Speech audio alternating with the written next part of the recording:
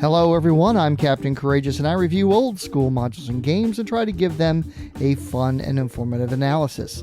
This week I'm reviewing Gazetteer 10, Orcs of Thar, the D&D supplement that took orcs and other humanoids from the game's monster menagerie, from mere anonymous hordes to be slaughtered for experience points, to a fully developed culture with likes, dislikes, and points of view. Not only that, it also includes rules for playing these traditionally monster races. So, just sit back and relax and let's take a deep delve into this classic gazetteer, the Orcs of Thar. Just real quick, a couple of channel announcements before I begin. We're on the countdown to 10,000 subscribers, and I expect to hit that number within the next few days. Please like, comment, and share when you can, as that helps with the YouTube algorithm on who to present this video to. Also, since I've added the PayPal tip jar link to the comments, some of you have been very generous. Thank you so much. All right, now that the channel business is out of the way, let's begin. The Orcs of Thar was released in 1988 and written by the Gazetteer's lead product manager himself, Bruce Hurd. The son of a Navy father and French mother, he was born in Nice, France. Hurd got his start with TSR as a French translator, as he could read and write both languages fluently, in addition to Spanish, Portuguese, and a little German. During the mid to late 80s, after Frank Mentzer had left TSR, it was Bruce Hurd that shaped the direction of the D&D game going forward. Most of the influential D&D modules of that period were either written by Hurd directly, co-wrote, or consulted by. As lead product manager on the Gazetteer series, it was his responsibility to weave together the rich tapestry of the known world into the cohesive and fascinating campaign setting it ultimately became. He also wrote a very popular series of articles for Dragon magazine, Voyages of the Princess Ark, which covered the journeys of the crew of that skyship as it flies over the various lands of the world of Mystara. The series proved very popular and ran from Dragon magazine issue 153 to 188 and was ultimately developed into its own box set, Champions of Mystara, Heroes of the Princess Ark, in 1993. Bruce Hurd had written a game called Orc Wars for Dragon magazine 132, which is reprinted in this supplement, and it began as its foundation. Since he was planning on presenting rules that allowed for player character humanoids, something virtually unheard of in the ancient RPG days of 1988, Hurd got permission from his division manager to write the supplement himself. Previous games had attempted this type of thing as far back as 1976 with the Monsters RPG. Orcs of Thar follows in the other racial kingdom splat books like Gazetteer 5, The Elves of Alfheim, Gazetteer 6, The Dwarves of Rockholm, and Gazetteer 8, The Five Shires, which covers halflings, or as we learn in that book, they call themselves the Hin. A few years after the release of the Orcs of Thar, playable race humanoids would make their way to the second edition Advanced D&D game with the complete Book of Humanoids in 1993. For those not familiar, during the 80s to mid-90s, there were actually two separate and distinct Dungeons & Dragons product lines, which I'm not really going to go into detail here, as I've covered the basic game significantly already on this channel. Suffice to say, there was the lead D&D product, Advanced Dungeons & Dragons, and Basic Dungeons & Dragons, though after the 1983 revision by Frank Mentzer would ultimately encompass 5 box sets: Basic, Expert, Companion, Master, and Immortal Rules, or BECMI, or BASIMI, depending on your pronunciation preference. This supplement and all of the Gazetteers then is for the BASIMI line, included were rules for PC humanoids, a full-color hex map of the Broken Lands, rules for humanoid spellcasters, a bunch of NPC statistics including King Thar himself, a 48-page DM's booklet, and a 46-page player's booklet, as well as the Orc Wars game from Dragon magazine, the map for which is printed on the back of the known world map, and cardstock chits are provided to play the game. The tone here is very lighthearted and humorous compared to the other supplements in the series. In addition to the humorous quips In the main body text, there is the pull-out section, Thar's Manual of Good Conduct, which talks about the daily life of orc soldiers in King Thar's Da Legion. This little pull-out section was meant to be cut apart and then stapled together to form a handout that the DM could give to the players and cover such important topics as sanitation among orcs, equipment, what Da Legion is, how to recruit new orcs into the Legion, and more. I can't tell you how many times I've had my players cracking up reading from this little gem. For example, under the steps of testing a new warrior for the Legion, it reads, 1. Fighting. The new warrior must prove his fighting skills. First, tie the warrior to the end of a rope, one hand behind his back, and give him a club. Tie the other hand of the rope to a pole. Lock a hungry wolf inside a cavern and dip the new warrior into the hole in the cavern ceiling. Have 10 orcs pick the teeth. When done, pull rope out of the hole. If the warrior comes out, go to the next step. If instead the wolf comes out, the new warrior failed. Choose another warrior. Clearly, joining King Thar's Legion is not for everyone. For those who may not be familiar, races in the basic D&D game are separate character classes, and the original player races were, of course, Elf, Dwarf, and Halfling. Here, players can take on the roles of not only orcs, but also kobolds, goblins, hobgoblins, gnolls, bugbears, ogres, and even trolls. Combat proficiency is based on the creature's hit die rather than their level. Thus, level 0 means the PC humanoid is at the base level of such creatures described in the monsters list from the various rulebooks. For example, if you look up trolls in the basic handbook, you can see that they are 6d8 plus 3 creatures. Thus, starting out PC humanoids begin at negative experience and go through 3 distinct pre-levels, whelp, youngster, and teenager, though these don't really correspond to the character's actual physical age. The DM's booklet addresses this apparent inconsistency by saying it doesn't really matter, as most humanoids can't count anyway. Subrace descriptions are provided for each of the classes as well to add additional nuance. Like other gazetteers in this line, there are lists of skills for the gazetteer skill system. This can be anything from the bugbear fighting frenzy skill to the knowledge of fungi and their applications. Along this line, a rather humorous page is dedicated to mushrooms under The Legion Guide to Fungi. The nomenclature and description for the various types of fungi are hilarious, such as food shroom. This be food, as small as Graham's toe or as big as a goblin's belly. The foot be sickly grey with small buboes, and the trunk green, and the hat mud brown. Grows everywhere, especially on dead and rotting things. Old food shrooms also come with fat, lumpy worms. Conversely, there are bad shrooms. This be no food, this be bad, real bad, 'cause goblins fall sick for days, and ogres get crabby. Foot sickly green with small buboes. The trunk be sickly grey, and the hat mud brown with small black dots. Grows everywhere with food shrooms.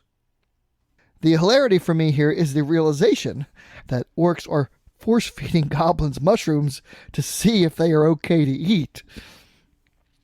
The skill list is pretty comprehensive and goes on for several pages. There's also a pretty detailed system for character backgrounds. This is where humanoid characters discover their tribe and their standing in the tribe.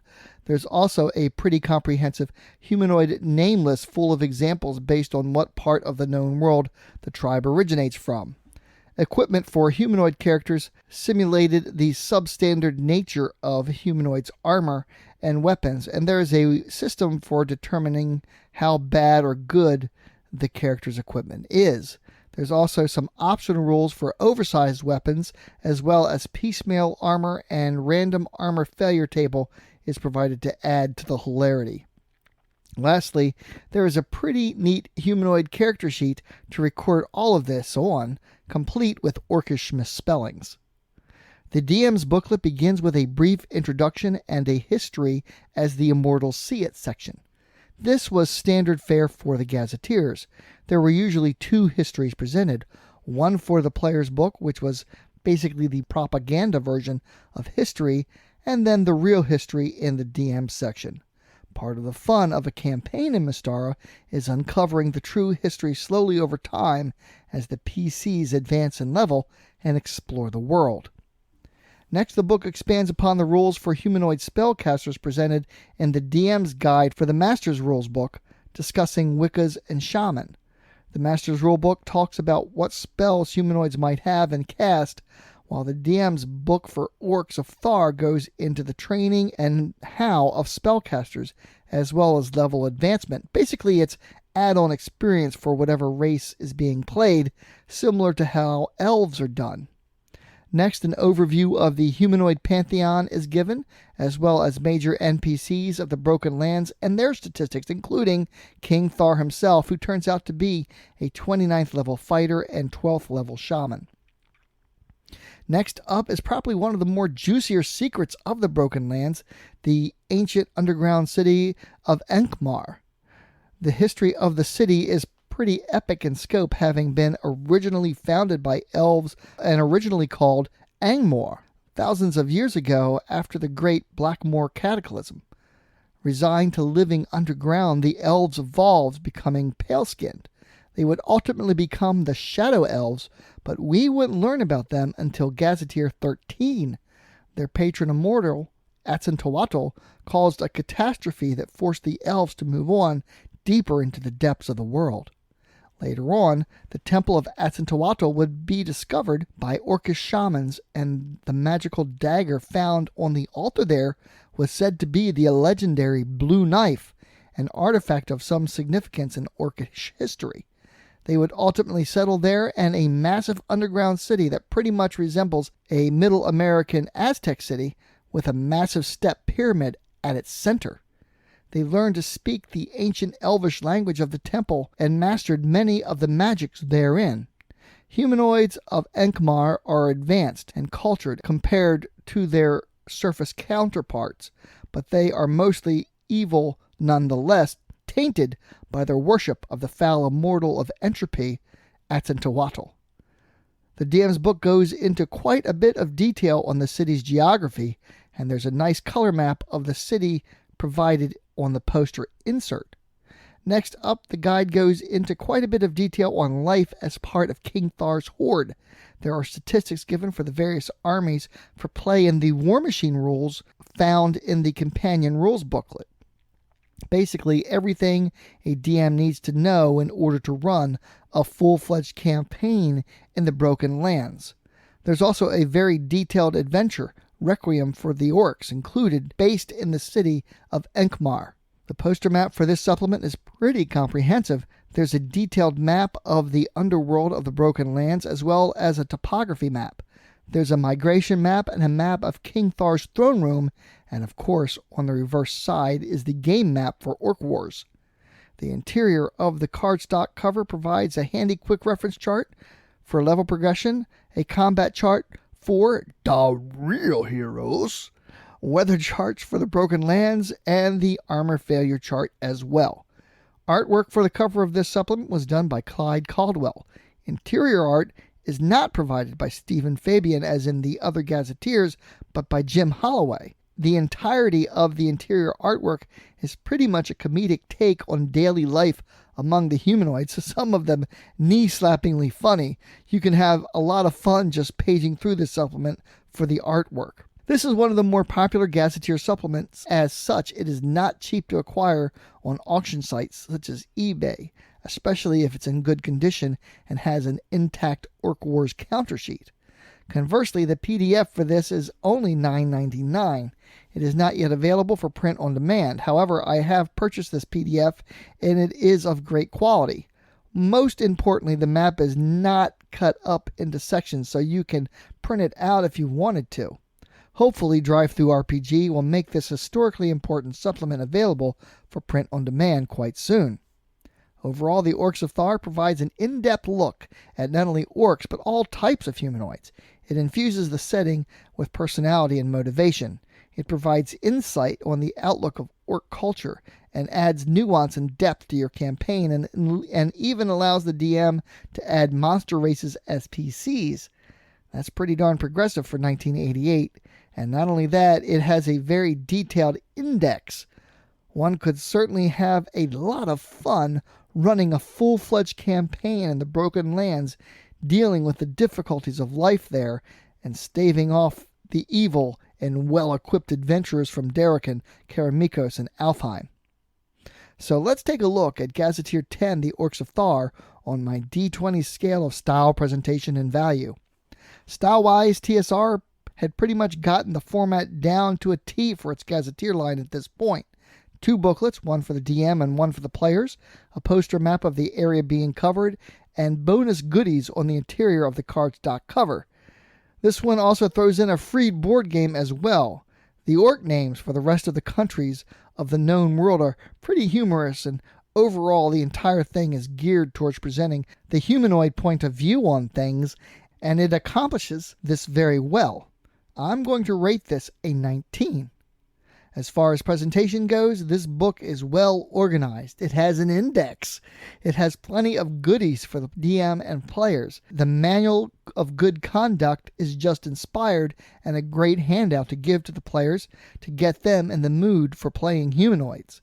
The underground city of Enkmar is well detailed, and there's an excellent complete adventure set there. This turns the D&D game on its ear, and wonderfully so. If you ever wonder why people love the world of Mystara, this supplement is definitely a prime example of one of the reasons. I'm going to rate this a natural 20 critical hit. Finally, let's talk value. Once again, this is a mishmash of things. Clearly, as the original price of only $9.95, this was a great buy in 1988, but since it's long out of print and very collectible, auction prices make getting a copy in print very daunting. Certainly the PDF price is very good, but for a few dollars more, this could be available for print on demand. So until that happens, I'll have to give this a value rating of 15. If this ever becomes available for print on demand, I'll definitely raise my value rating. That brings the overall rating for Gazetteer 10, the Orcs of Thar, to an 18. Very good. Thank you all so much for watching. I hope you found this video informative and useful. I hope you're enjoying my walk down memory lane with my coverage of the Gazetteer series. About Wednesday or Thursday, I will finally get to Gazetteer 1, the Grand Duchy of Karamikos.